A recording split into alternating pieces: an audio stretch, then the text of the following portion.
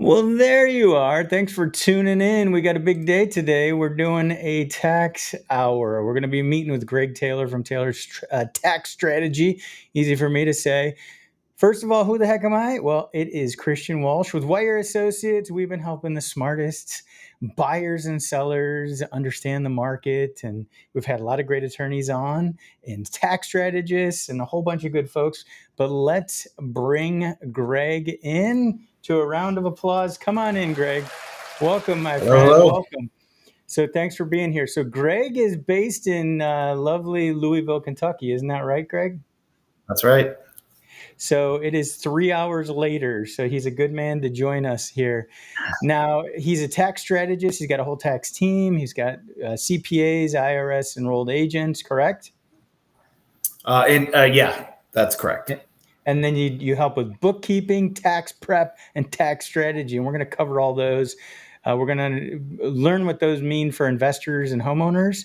And we're going to talk about real estate professional status. That's a big one that you really opened my eyes up to in our last live streams together. And then buying real estate through retirement accounts, we're going to cover that as well. Lots of ground to cover today. Michelle's in the background keeping things honest. Make sure you put your comments in and questions and just keep them clean. Otherwise, Michelle will kick you out. So, and she would even kick me out and you out too, Greg. So be careful. Michelle's on a rampage. All right. Well, thanks for being here, bud. So, first things first, anything new? We've talked to you a few other times. So, we talked to you before taxes were due. Then we talked to you just after taxes were due. And right now, in the middle of summer, 4th of July coming up, nobody is thinking about taxes at all, which is not what they should be doing. They should be thinking about them. So, anything new on the radar in your world that people should know about for taxes? So the big thing for us right now is the big beautiful bill that people are talking about, and so there could be a lot of bonus depreciation, some other child tax credit changes, and things like that in that bill. One side or one version of the bill has passed one side of Congress, and one version of the bill has passed the other side, but they are not on the same page with the bill. So it still remains to be seen what will actually be in it. Yeah, well said. And that's they're trying to get that done by July 4th, getting it fully passed and signed and ready to go. God bless them if they do. That's a big task. Not much time on the clock for that one, but Yeah, that's right. that's like you said. There's differences in the versions, and ultimately it'll be rectified, and we'll get the answers. And we're going to have you back on to highlight some of the high features in that one. I know there's potentially changes to the SALT, the state and local income tax deductions, which is a big deal for us here in California. And before I forget, 48 of the 50 states you help folks in, right? Or did you finally get to all 50? Where are you on We the staff? we have somebody who is verbally committed that's from Alaska. We still do not have anybody from Hawaii, so I would All probably right. offer a special discount if you're from Hawaii at this point. So Just, I like that. Just to be able to say you got all 50 states. So if you're tuning in from Hawaii, make sure you reach out to Greg at Taylor Tax Strategy. We'll have his info streaming across the bottom. And that's the other reason I bring that up is what we're covering here is national stuff. And Greg can literally help you anywhere you are. They focus on real estate, which is great because it's tough to find tax planners that truly understand real estate. And I know that is tough because I have nobody other than Greg to refer my clients to. And then the other side of it, and let's dive into that. So you guys help with three things: bookkeeping, tax prep, and tax strategy. So let's talk to me like I'm a 5-year-old, which is that's the big prompt right now for AI. Teach me like I'm a 5-year-old, Greg. What are the bookkeeping services you guys do?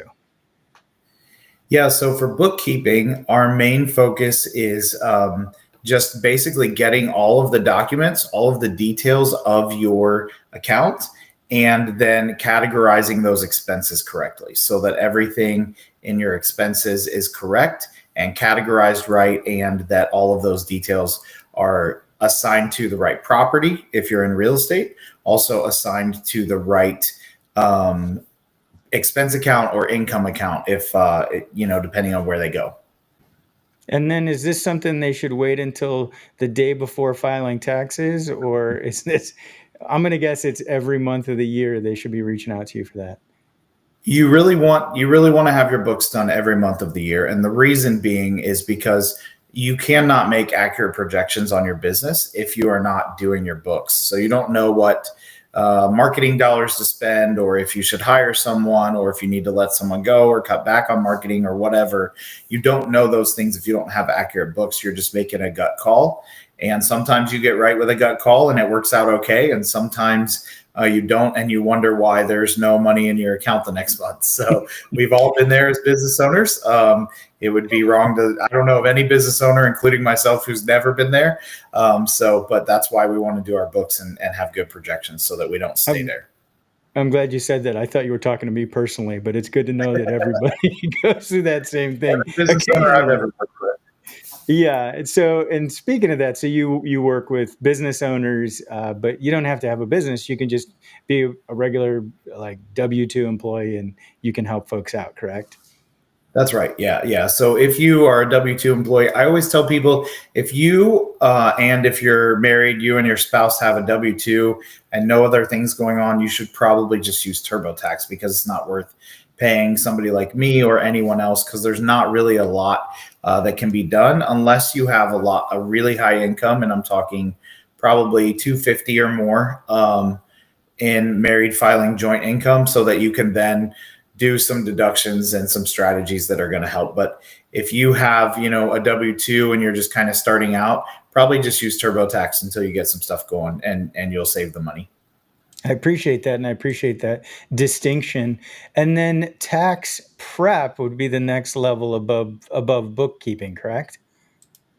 That's right. Yeah. So really, the strategy and the prep kind of go hand in hand. So for us, we always tell people will often say things to us like, "Well, I can do my own taxes. I just need you to tell me about the strategy."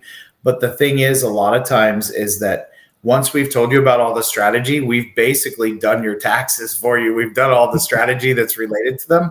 All that's left to do is put it on the right form at that point. And so people will sometimes ask us, like, do you give a discount if I don't do my taxes through you, but I'm doing strategy? And I always say no, because we did 90% of your taxes throughout the year by doing the strategy. We're just putting it on the forms at this point. So if your books are done well and your strategy is done well, your tax preparation is pretty easy and quick.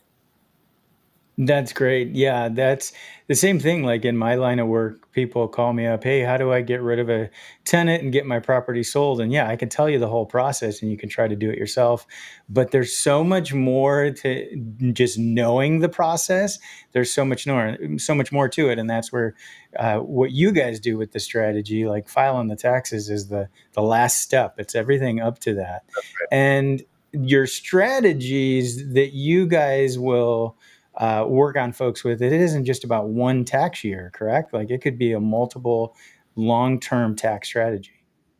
Correct. Yeah. So you're going to have different stuff each tax year. And so the tax laws change, as we're seeing right now with some of this big, beautiful bill stuff, and whatever ultimately ends up being passed with that. The depreciation for bonus depreciation has been going down every year for the past couple of years. And if something doesn't change with this bill, will continue to go down. And so there are different rules that you have to kind of understand. There was something called opportunity zones a while back that is coming back again. And there was a time when they were different. And so just knowing those rules, we have lots of clients who will come to us thinking one thing or the other because it worked that way last year or 2 years ago. And there's just every politician, it seems like, that gets elected wants to change something about the tax code so that they can be a hero somewhere along the way. So Yeah, well said. And wouldn't it be nice if we could get a politician that just made it like a single page form that that's all you yeah, had to fill out? That would be I'm nice. all about it. I'm one of the only tax preparers who wants to go to a flat tax. Simplify. So especially for No, individuals. yeah, Business no. owners, let's have a flat amount. So That's great. No, and then it's interesting to hear about the opportunity zones potentially coming back. I was big on those, did a bunch of research into those with clients, and there were a few deals I did that were opportunity zone deals, but there were a lot of hoops to jump through. to make sure it would That's qualify. right. One of the big ones that a lot of people didn't realize is you actually had to invest more money into the opportunity zone property in order to qualify. So it'd be interesting to see that new Right. version, what that looks like. And then how about this 1031 exchange? Not at risk. Everybody who, a lot of brokers who want to get more 1031 exchange business will say, oh my gosh, do it now while you can. But way too many politicians, and we've talked about this on here before, way too many politicians own real estate to get Right. rid of it. So, all right. So then, Yeah, I don't see the 1031 going anywhere for a while. no, exactly. Maybe some changes at some point. Maybe it'll be limited to property type or there'd be caps on it. But even that, they haven't been talking about that. So, real estate Mhm. professional status. This is another real eye opener I had when we discussed this in the past. And I'm not going to get my words right on this because I'm not a tax guy and I always tell people I can't give tax advice. But you're able to offset. Is it, what do you offset? You tell me. I'm not going to even tell me about real estate professional status and Sure. exactly the benefits of that and what it offsets. So if you can get to real estate professional status with your properties, then you can offset other earned income. So there's basically two big buckets of income. There's earned and unearned, or passive and non-passive. And there's some little nuances between those two, but for the most part, let's just stay with those two. And so when you have your income in one of those buckets, your loss needs to be in the same bucket in order for your losses to offset your current income. So you don't want to have all your losses on one side, one bucket, and let's say passive for a real estate investor, and then all of your income from your W-2 on the active side, because you're not going to be able to offset those. So you're just going to have this loss that you carry forward basically until you sell the house. So that depreciation and all those losses just kind of carry forward unless you have something you can use them against. Got it. Now, gain and income would be different things. So this isn't necessarily related to gain, or am I incorrect in that? People use the words interchangeably sometimes. They can have different meanings. Typically, when people say gain, they're probably talking about capital gains or profit from a business, and income would then be your W 2 or what you actually kind of bring home. So that's typically what people mean when they say those words. Real estate professional status allows you to move those things back and forth between the two Got categories. it. So, to be a real estate professional here, and Zach, thanks, Zach, for tuning in. Zach's appreciating this. Look, I know this topic is not exciting to Yeah, everybody, and I apologize for that, but darn it, it's important stuff. No offense, Greg. It is exciting, and you make it as exciting as possible, but not everybody wants to talk about taxes. So, I the agree. real estate professional status. So one of the things we talked about was essentially being a property manager and having a certain amount of hours in dealing with the property. Correct? Can you flesh that out for us? That's right. Yeah. So there's a couple of different hoops to jump through. One is that you need to be spending more than 50% of your time in real Okay. estate related activities. And so that's kind of the first step. And then there's material participation. And there's a couple of different ways that you can get to material participation. So you can get there by working more than 500 hours in the real estate activity. You can have participation that constitutes substantially all of the participation done in the activity. So if there's not really other people doing the work, you're doing most of the work. Or you can work 100 hours in the activity and no one else is working more in that activity. So I know those are kind of like weirdly worded. The IRS loves to do that to us. But basically, you need to be spending the majority of your working time in real estate in order to be a real estate Okay, and I'm professional. going to ask you a follow-up question. Dark Sea Sailor says this should be important to everyone. So Dark Sea Sailor's on board with Great. us. I agree. Thank you. So tell me what it means to be participating. Can you be, so like if you have an Airbnb, could you be cleaning it up after people move out? What are some examples of participating? Yeah, so there is, without getting down the rabbit trail of Airbnbs, there are some extra things with Airbnbs, ways that you can count that as active income without actually being a real estate professional.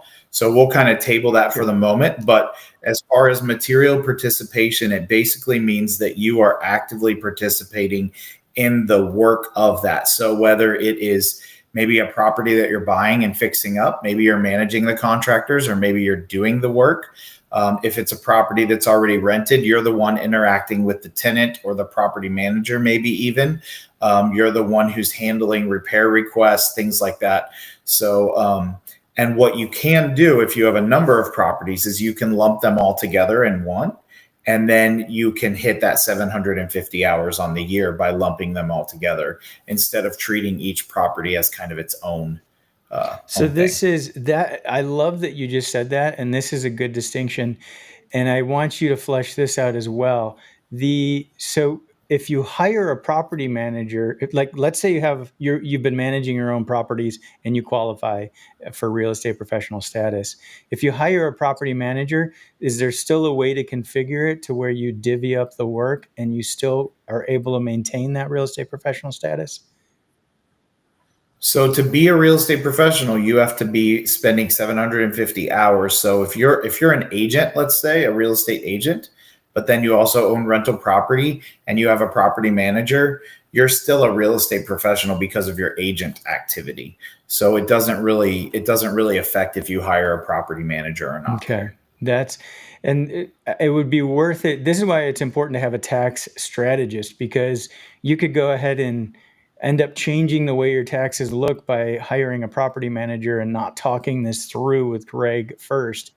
So That's that's that strategy right there. You could literally cost yourself tens of thousands of dollars by not picking up the phone and talking to Greg before you make a move. So, so we got some questions from Kevin. I remember Kevin; he was in my last live stream. So Kevin is interested in being a first-time multifamily investor, and he's looking for information on recommendation for books and things like that that help him understand commercial real estate investing. So, Kevin, what I'm going to actually have you do, because I don't have any books at the top of my head right now, but I friggin' love to read. I'll figure out some books for you. I'm going to have you reach out. But I also want to bring up the fact that you need someone like Greg from the beginning when you're just getting into real estate investing as well. So, Greg, tell me some reasons why it's helpful to have a tax strategist if you're about to be an investor. What do you bring to the table on that?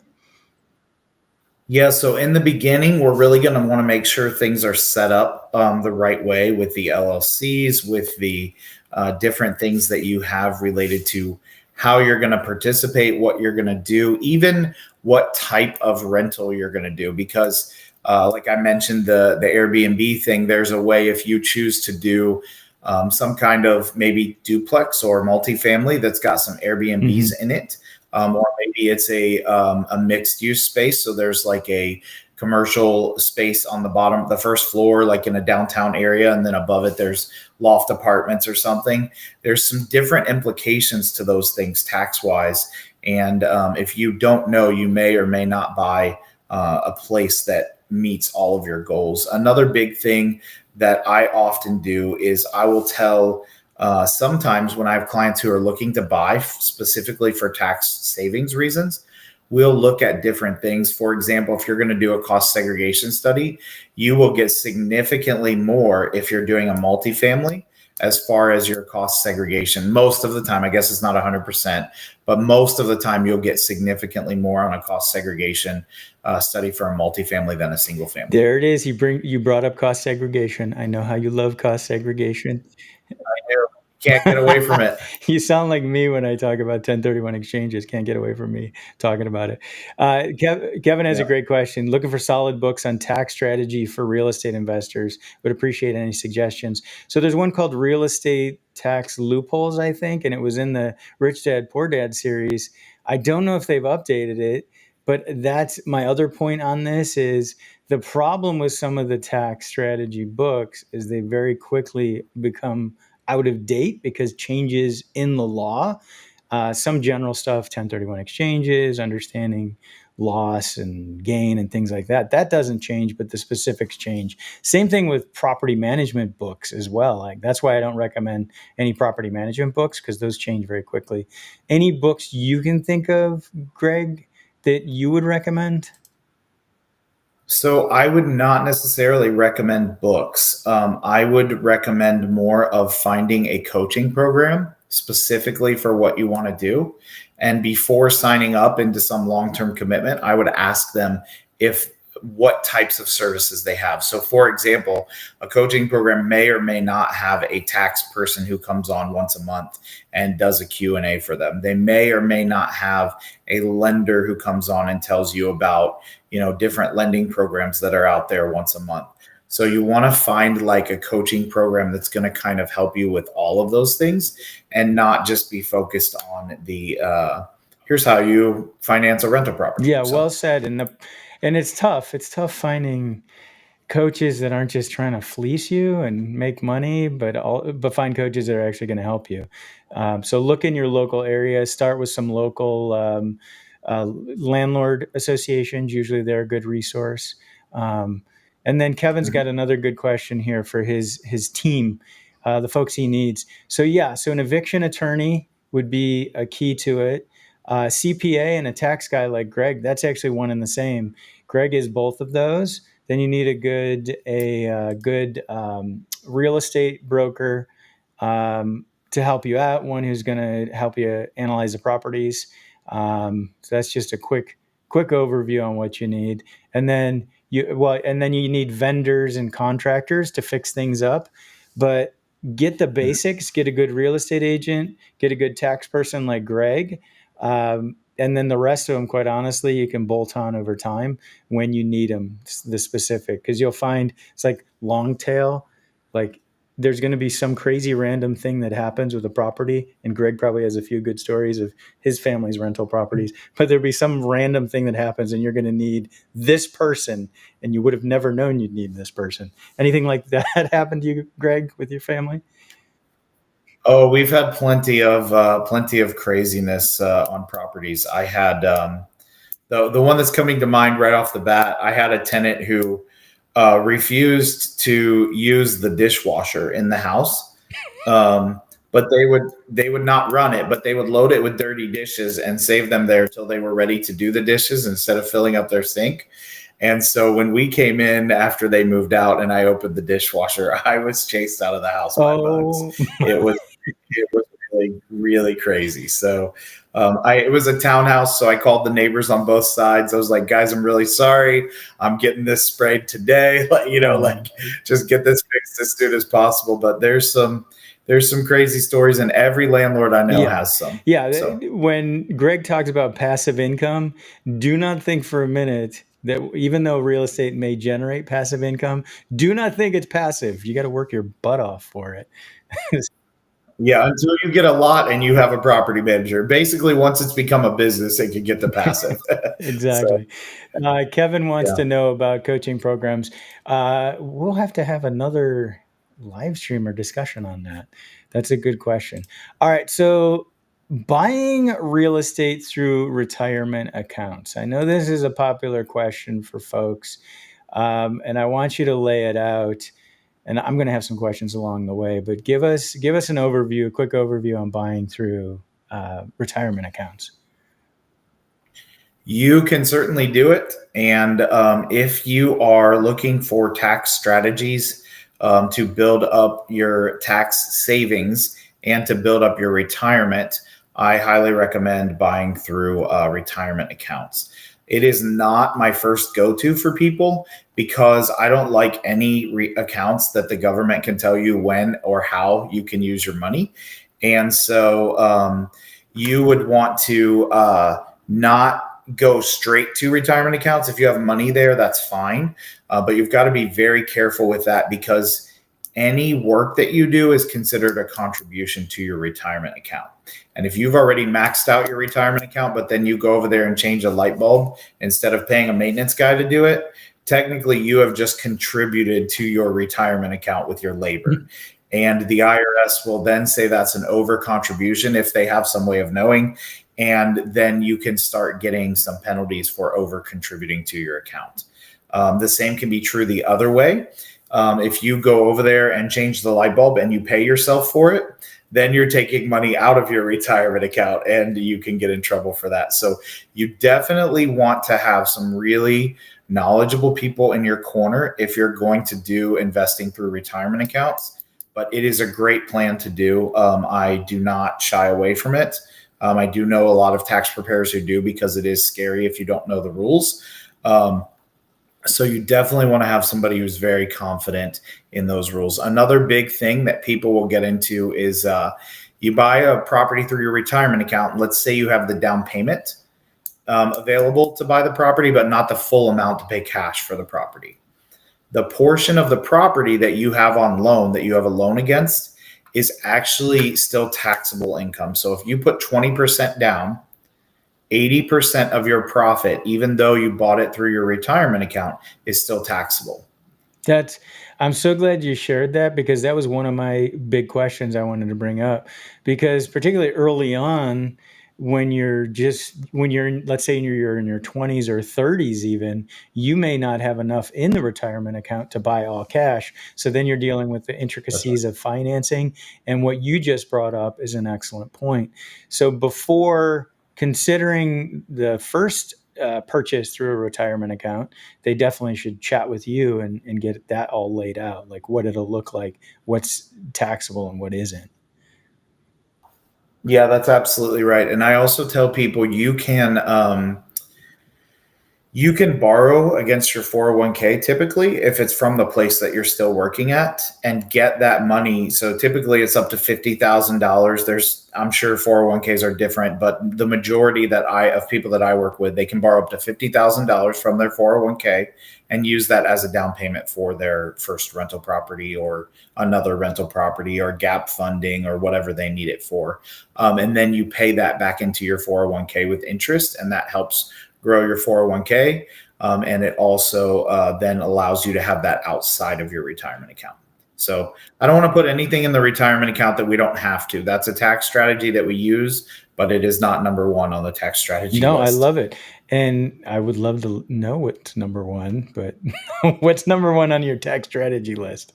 I think number one is talk Oh to man, Greg. there's nothing better than yeah, number one is talk to me and talk about real estate with me. There is nothing better than real estate. It hits the home run. It builds wealth. You can leave it to your kids without tax implications for your kids. So you're getting huge tax deductions. You're gaining in value. The equity's being paid down if you have a loan on it. You leave it to your kids. They get a step up in cost basis when you leave it to them. So I am not aware currently of any better tax strategy than real estate investing. Yeah, and the one thing to bear in mind, in California, we have Proposition 19, which will reset the property tax on the property. There's some rules related to that, but still, you'll get that big step up in basis, so that if your property taxes are way too high now on the property, which does happen, quite frankly, especially in spots where there's properties with rent control and you can't increase rents and cover your costs, but you have a step up in basis, so you don't have to do a 1031 exchange. And that's another thing. I've had talks with clients and I'm telling them, hey, after our discussion, go talk to your CPA. You don't always have to do a 1031. There's some cases where because of a step up in basis, it doesn't make any sense to do a 1031. It's more trouble than it's worth. So any thoughts on that, Craig? Yeah, I actually, we just got some new office space, and I was talking to the landlord, and he is 85, and he just bought this office. And he's a real estate guy, and knows and understands taxes and stuff. And for him, he said, I sold some other stuff. I had to do a 1031. I might not be here that much longer, but I don't want my kids paying taxes on this just because I wanted to get out of being a landlord and move into Yeah. commercial. So he sold he sold single family residential and bought a business location so that he could then do the 1031. So there's definitely, again, knowing those rules. Somebody in their 80s normally is not thinking about that, but he was thinking about, I don't want to pay taxes now, and I don't want my kids to pay them to use his words, 3 years. I hope he lives longer than that, but that's what he told me. So he was like, if I make it to the end of this lease, that's what he kept saying. So um, No, he's a great guy. He was walking around just fine. No reason to think he wouldn't. But anyway, he was thinking along those lines. That's no, the that's point. super smart, and that's I like to have those discussions with families as well because it's way too common where particularly the multifamily or single family real estate portfolio, the kids don't want anything to do with it. They don't want tenants, toilets, and trash. So you can switch asset Right. type like that gentleman did, which was a brilliant move. Now the kids are going to get you as a tenant, and you're a good dude, so they're lucky. You're easier, Greg, than than others. So as long as Hopefully, you yeah. he doesn't outlive the lease. If he lives another 20 years, who knows?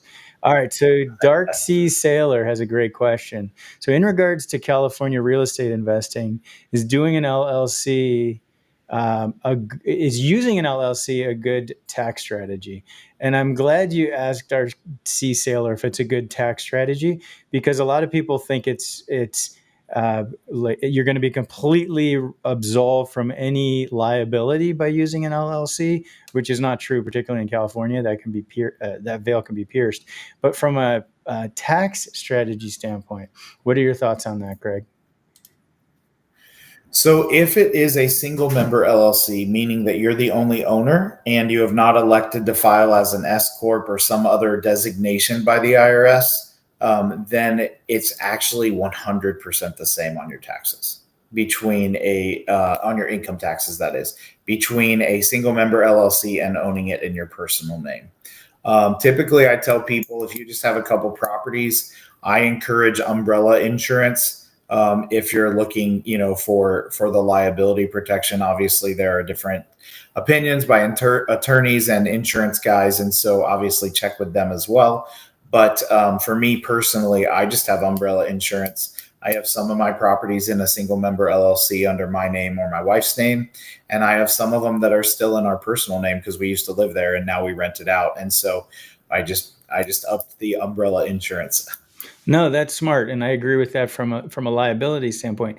Having that extra protection is super smart. And the other important thing too, again, we're talking 1031s. Like I always love to talk about these. When you do a 1031 exchange, the when you sell the asset, when you purchase the asset, it has to be the same name.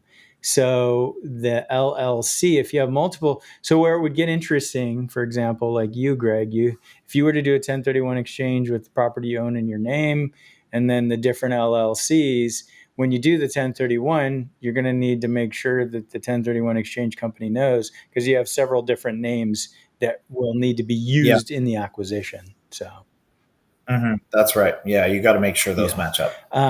Have you dealt with anybody who uh, any of your clients, not through your mistake, but have they screwed up on 1031s and owed big tax bills? I haven't had honestly that many people. Most people tend to have LLCs. I think what can really become an issue maybe is the people who have 10 or 12 LLCs and they're buying properties and then I sold one out of this original LLC and I'm now buying into this new LLC. That can become an issue sometimes, but I haven't had anybody where that's been a big issue. That's So good. hopefully the attorneys are actually checking that when they're doing your Yeah, 1031.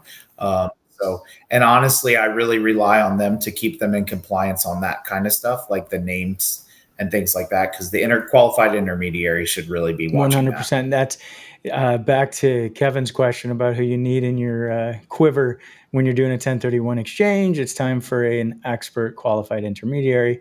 And I've got one of those on my speed dial. Do you guys Yeah. actually help set up LLCs for folks, or do they have to go somewhere else for that? So we definitely can. I saw Kevin's question about that in the chat about the Yeah, LLC setup. We can definitely help you set one up. He then mentioned the anonymous LLCs in Wyoming. I personally believe that anonymity is a delusion these days. I don't know that it's actually possible to stay anonymous 100%. There's just so much with AI and people doing research. And honestly, a lot of people will set up these anonymous LLCs, but then they self manage. Mm, They very quickly tell the tenant that they're the owner of the yeah. So property. And the reason you would want to be anonymous is so that if somebody sues you, they can't find you to sue. They can only find the LLC to sue. But you just met the tenant at the property and said that you owned it. And so then the tenant is going to name you. And so you really, really have to be intentional and always on guard if you want to be anonymous. And I don't even know then if it's yeah, possible. and it may be more trouble than it's worth at the end of the day. To be honest, and it's never foolproof, but having treating it like a business and having all your systems in place and making sure you're following fair housing, like if you focus on running a good business, of course you can be sued. You can be sued for anything, but it tends to make life easier in the long run instead of chasing that. Dark Sea Sailor has another question. Um, can an LLC own both a residential and commercial property at the same time, or do you have to have one own a residential and the other own a commercial property? Any thoughts on that, Greg?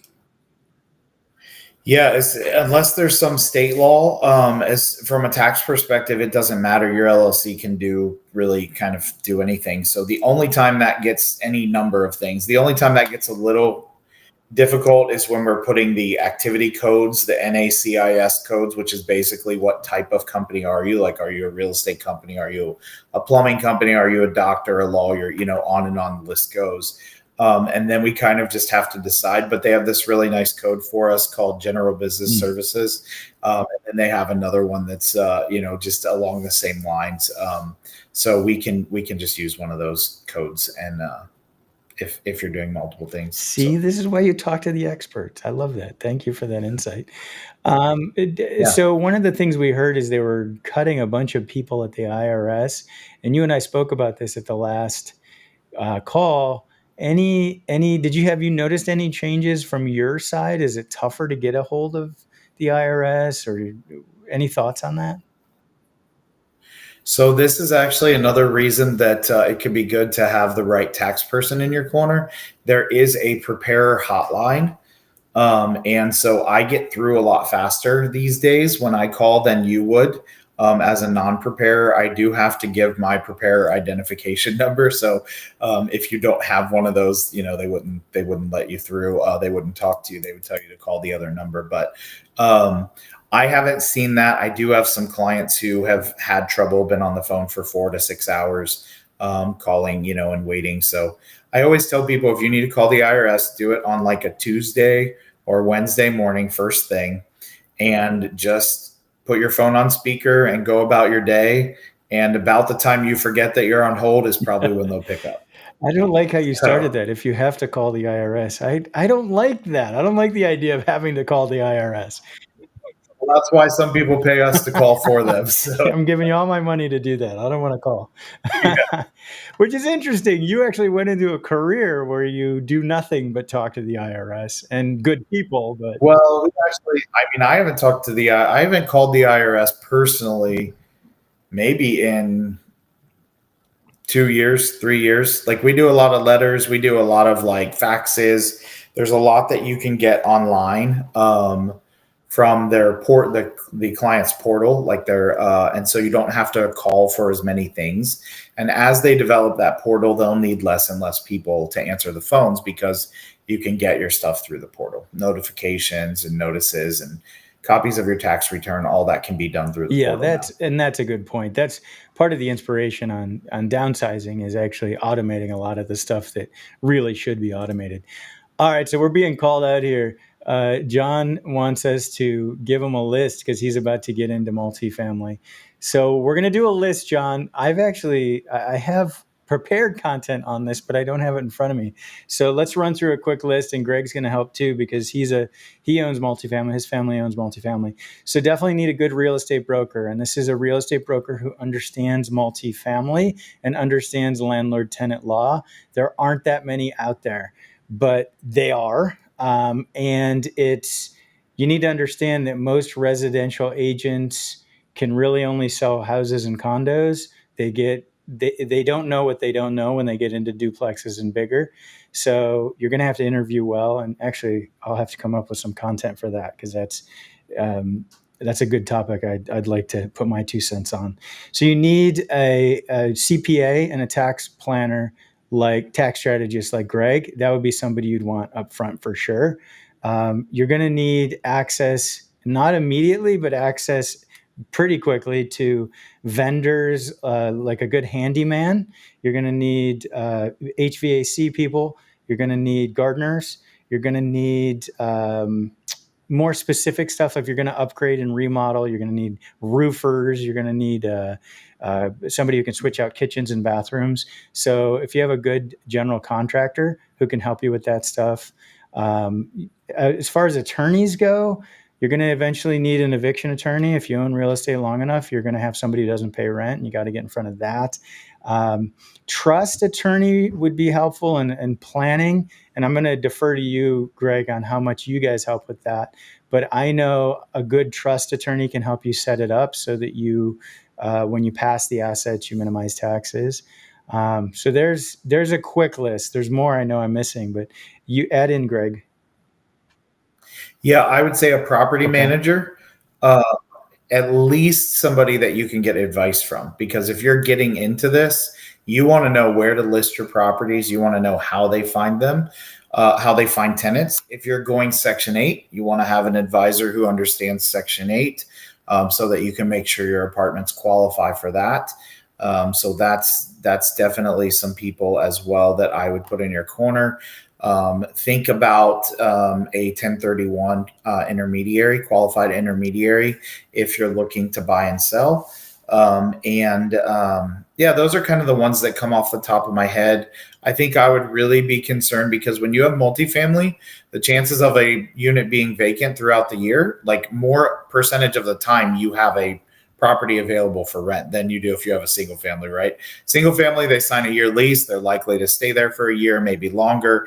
If you have a 10-plex, 6-plex, whatever, chances of someone moving out is pretty high, like at most months of the year. So I would say you definitely want to have a good idea of where to go to advertise. That's maybe not a person specifically, but you definitely want to have that as part of your advisory team.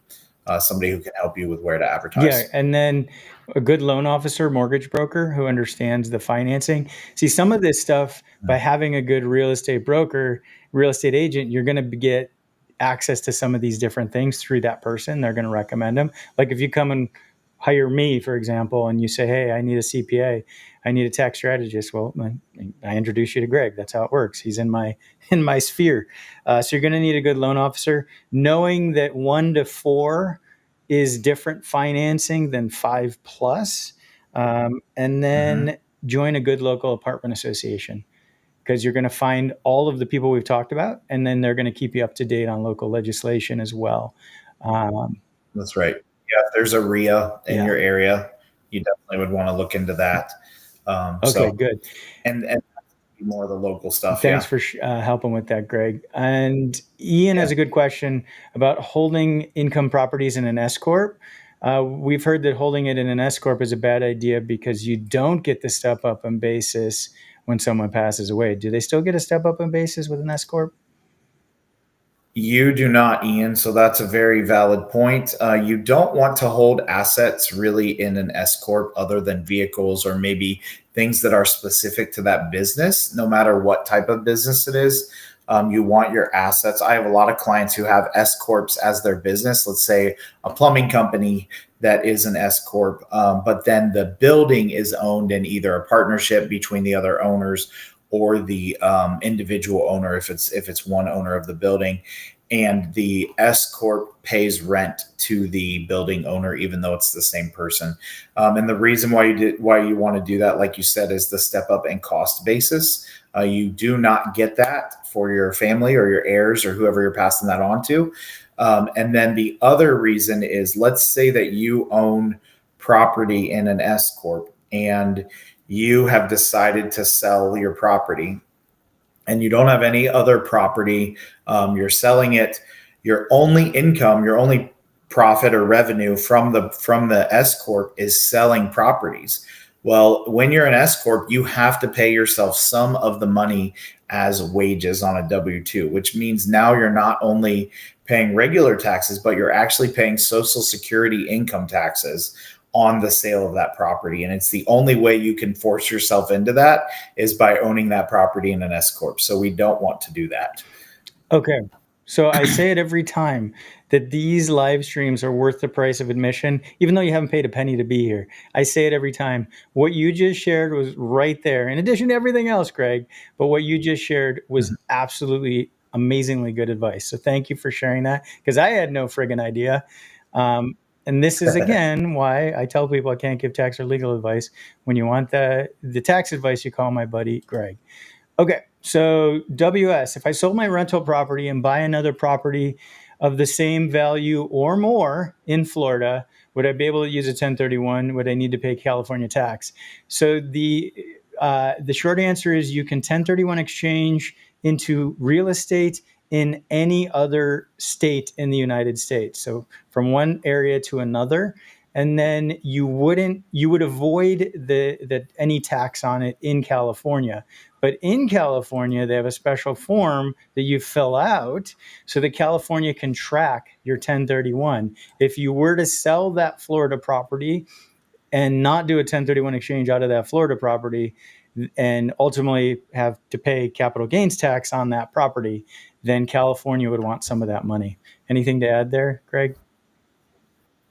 The only thing I will say about California is that, and no offense to anybody from there, they are the most ruthless state when it comes to taxes. They try to, if somebody moves out of state or tries to claim a different residency, but they still have a house in California or whatever, like they're going to come after you more than any other state I've experienced in the country, as far as proving that you're not a resident there anymore or anything they can kind of get their hands on for that. So just be aware, in California, you want to make sure that you have very, very, very clear documentation, because the likelihood of getting a state audit in California, in my opinion, not based on some statistic I have in front of me, but in my opinion, is much higher. So than it is for a lot of other states. Yeah, the Franchise Tax Board, they're watching. I'll tell you, they're probably watching this right now. So be careful what you say, guys. They're all...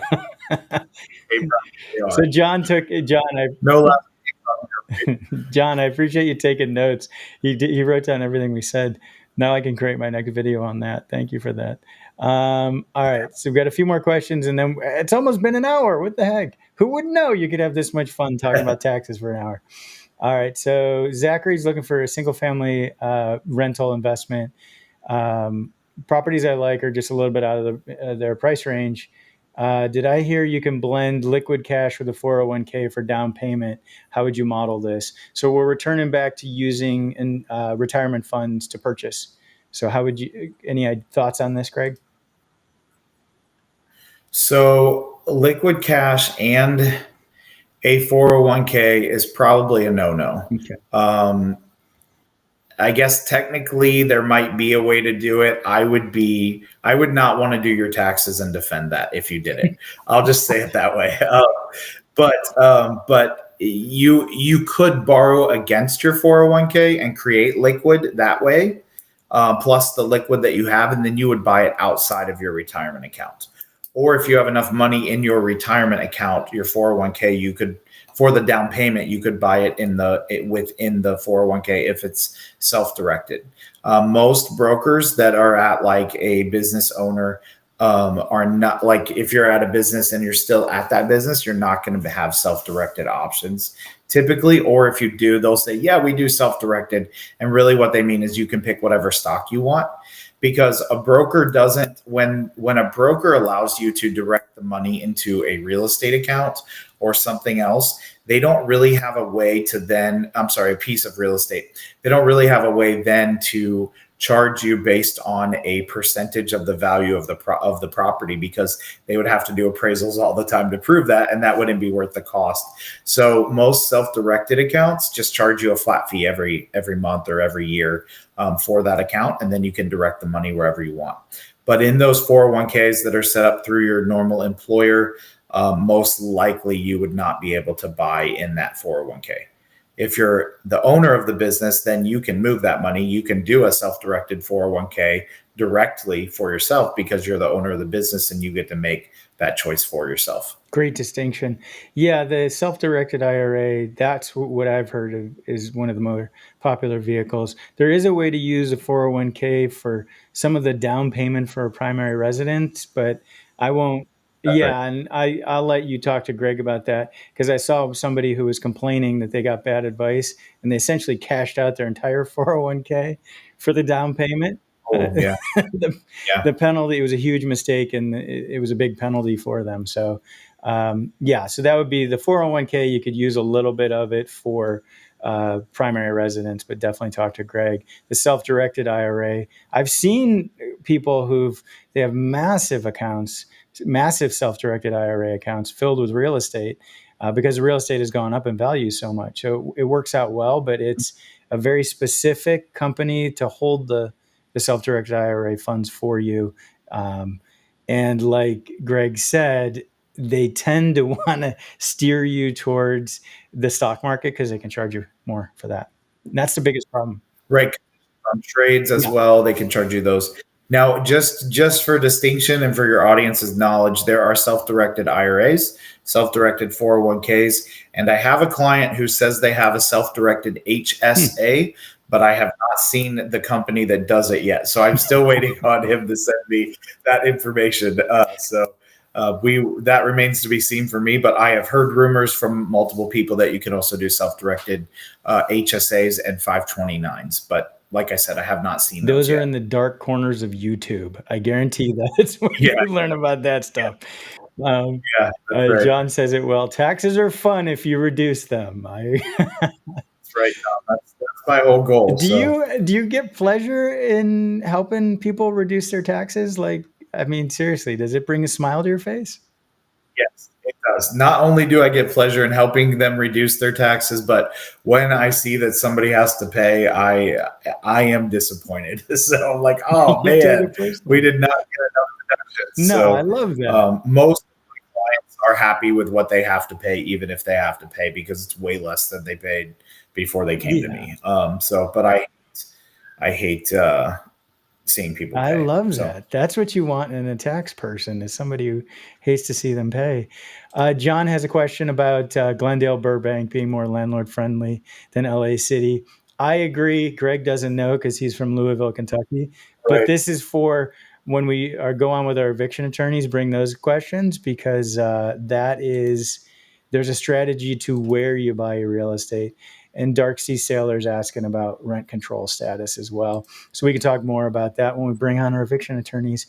Okay, Greg. So what do people do if they're super excited after hearing us talk and they want to reach out to you? What should they do? Tell them next steps.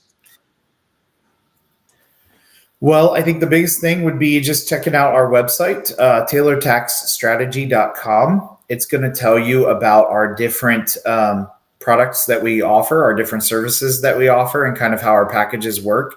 Everything with us is monthly. We do everything monthly because we want to talk to you every month. And if we charge your credit card every month, you're more likely to talk to us every month. And if you talk to us every month, then you're more likely to actually save on your taxes. I am not interested in just taking your money and waiting to talk to you until April. So if that's what you want, please don't sign up because we will hound you and you will be annoyed with us because we require our clients to talk with us so that we can actually save them. So we have lots of people on our team who talk and help implement. I do strategy sessions. I just had a group strategy call today for clients who sign up for that startup package, that first one there, where everybody signs in. It's a group of people and you just ask your questions, kind of like you guys are doing on here. But it's all focused on strategy, and it's literally just people kind of pummeling me with questions. So, and then there are times, I'll be honest with you, where I say, let me get back to you on that because I want to make sure I got all the details right.